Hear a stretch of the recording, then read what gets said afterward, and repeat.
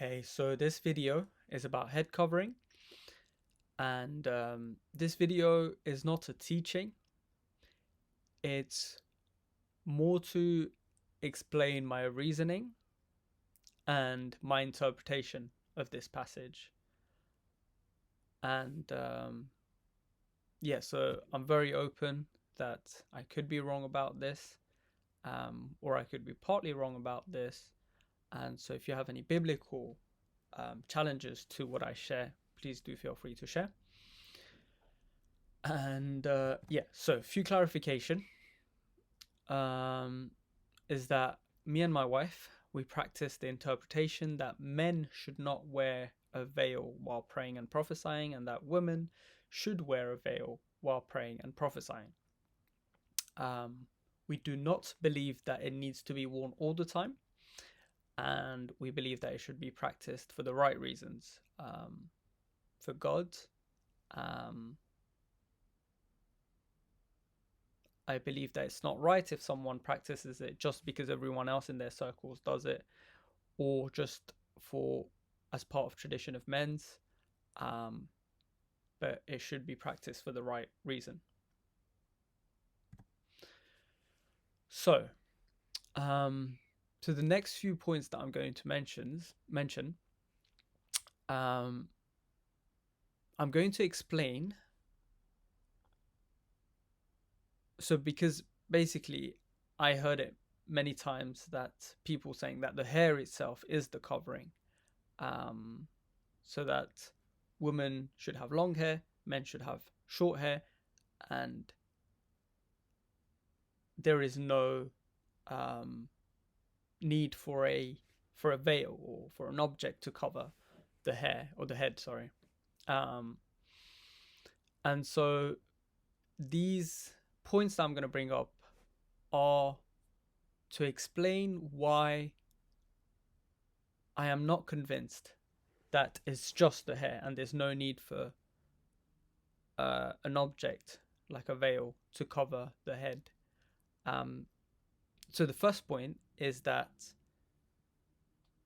the two actions for which head covering is needed is praying and prophesying for a woman, or that there's instruction about head covering, um, is praying and prophesying. So that to me, I would assume, and I think it's reasonable that it should be removable and something that you can just put on. So, for example, if it's your hair, you can't just put it on when you're praying and prophesying and then take it off when you're not. Um, Whereas if it's a veil, if it's a if it's a veil, an object, you can just put it on when you're praying and prophesying as a woman, and then take it off uh, when you're not praying or prophesying.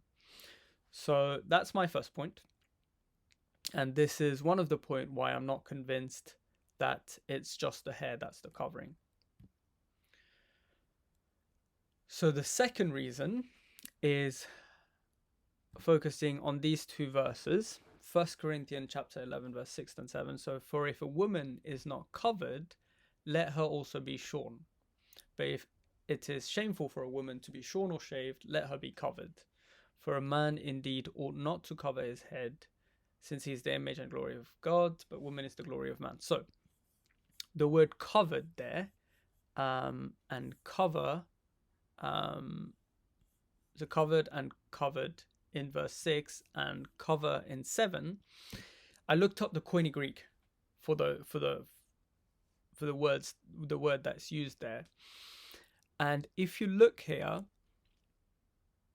it says to cover wholly, i.e. veil. So, and then if you go down to the helps, well, here as well, in the Strong's Exhaustive Concordance, to cover wholly, i.e. veil, cover, hide. And then you've got the helps word study, properly cover down to make appropriate complete, i.e. to wear a veil. And i.e. normally means that is X, Y, and Z. So that is to wear a veil. So based on the Koine Greek definition of that verb, again, I yeah, I found it hard to believe that it's just a hair, basically, because here, if I look at just the Greek, it's, it's supposed to be neutral. Just if I just look at the Koine Greek interpretation, it actually says, i.e., to wear a veil for that word, for that word. So yeah, so that's one of the points. The other point is basically head covering has a certain consequence, and the hair length as a different consequence. So let's look at 1 Corinthians chapter 11, verse 4. It says, every man praying or prophesying, having his head covered, dishonors his head. And then in 1 Corinthians chapter 11, verse 14, it says, does not even nature itself teach you that if a man has long hair, it is a dishonor to him? So here we've got verse 4 basically saying, to paraphrase, if the man covers his head while praying or prophesying, he's dishonoring his head. So how I interpret it is that if the man wears a veil while praying or prophesying, then he's actually dishonoring his head. And the verse 3 actually, in context, so verse 3 says, but I want you to know that the head of every man is Christ, the head of woman is man, and the head of Christ is God. So it's describing who the head of each person is. And so in verse 4, basically saying, if a man prays or prophesies, according to my interpretation, having his head covered with a veil, then he dishonors his head, who is Christ. And then in 1 Corinthians chapter 11, verse 14, it says that if a man has long hair, it's a dishonor to himself. It doesn't say to Christ in that sentence, it says to himself. So can you see that there's two different consequences to having his head covered and having long hair? So if basically what I'm trying to say is that if the covering of the head was the hair, then it should have the same consequence. But here I'm seeing two different consequences, and that leads me to think that actually they're two different things. The long hair is different to a man having his head covered. Basically, head covered, my interpretation is that it doesn't mean actually just having long hair. And that's why I see as two things. That the head covering is actually, I see as an object, a veil, to cover the head, rather than just long hair, because of they have both different consequences. Having his head covered while praying, prophesying actually dishonors Christ, his head, whereas verse 14, long hair dishonors himself. Hope that makes sense. So yeah. Now, the other point is the example from nature. So the reason why many people think that the hair itself is the covering is based off of the last part of that passage. However, if I read it in context, I read this. So Paul saying, judge among yourselves. Does not even nature itself teach you? So from verse 13 onwards, I see it as Paul referring to a parallel in nature. So I'm going to paraphrase my interpretation of this passage. It's like Paul saying, hey, look, men do not wear head covering, i.e. do not wear a veil while praying and prophesying, and women, you should wear a veil while praying and prophesying. Look at even nature. Don't you see that women have long hair, and that's like a covering? That's almost like a picture of this need for covering, because when a woman has long hair, that's how it is in nature. And when a man has long hair, then it's a dishonor to him. So based off of this picture and parallel and example, actually women wear a veil while praying and prophesying, and men, you should not wear a veil while praying and prophesying. So that's how I see it. That's my interpretation of this passage. And again, the fact that in the second part of the passage, he clearly talks about long hair. He clearly mentions long hair explicitly, whereas in the first part, he uses the word head covering consistently. So yeah. Now, with this point, I'll be addressing a different view. So this is more to rebuttal the view that yes, so for the thinking of, or for some people that would say yes, the head covering is a covering, like a veil. It's not just the hair, but it's not needed anymore because that was needed for that culture. But nowadays we don't need that. People would say a different reason, like women are more, I don't know, or just I can't really remember, so I don't want to misquote it. But yeah, they would say different reasons as to why it's not applicable now. It was just applicable for that culture. They needed it, but we don't need to apply it now.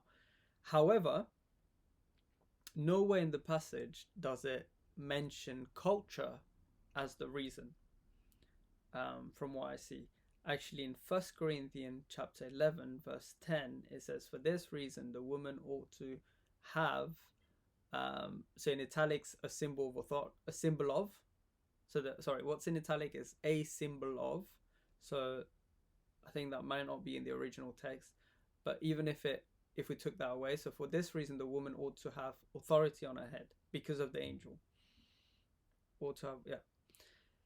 So the reason given here by Paul is the angels. He doesn't say culture.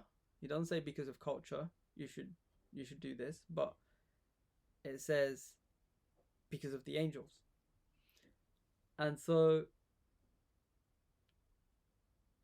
angels existed then, at the time where Paul wrote this letter, and they still exist now. And so I don't find it a biblical reason to say it was relevant then, but it's not relevant now. Especially because it gives the reason, which is angels, which still exists now. So yeah. So the next few points that I'm going to address, they're weaker points than the previous ones, so definitely consider the previous ones more. But I think these are just worth mentioning as part of discussion, to consider, to think about, to seek God about, to test with God, and to even the reason for this video is more to have a discussion, to encourage people to seek God about what is the meaning of this passage. Let's not just take what's just around us and what's normal in our culture, but actually let's see what the Word of God says and what does it actually say, and let's apply what God wants to say through this passage. And so yeah, so the next points are weaker, but worth considering. So yeah. So the other point is that to me it makes more sense that it would be a veil rather than just a head. Because for example, in this verse, 1 Corinthians chapter 11 verse 6, it says, for if a woman is not covered, let her also be shorn. So when I looked it up, I believe it means like your hair really cut very short, like I think maybe almost like mine, maybe, or I'm not too sure exactly what length. But if it is shameful for a woman to be shorn or shaved, let her be covered. If I was to read this verse with covering being just long hair, I struggle to make sense of this verse. But if I see it as actually wearing a veil, I see it making more sense. So yeah, you can read it in context and see for yourself. another thing is practical difficulties. So some women can't actually have long hair biologically because of their ethnicity or their age or other reasons. And so there would be a lot more women that would be limited in being able to follow this practice. Whereas if the head covering was just an object like a veil, then you would limit a lot less people. Basically, you would only limit it to people that can't find anything to cover their head, which is not that many people, I think, compared to the number of women that may not be able to actually have long hair. Um, so yeah, so that's another point. So yeah, so these are my points, and like I said, this video, let it be something that makes you just think, because I'm still seeking God. I'll say that I'm still seeking God about this subject, about this topic, and but I don't see it much spoken about. It's not spoken about much. Um, yeah, so it's worth looking into it, seeing what God says, despite what the culture may say, and yeah, God's peace be with you, and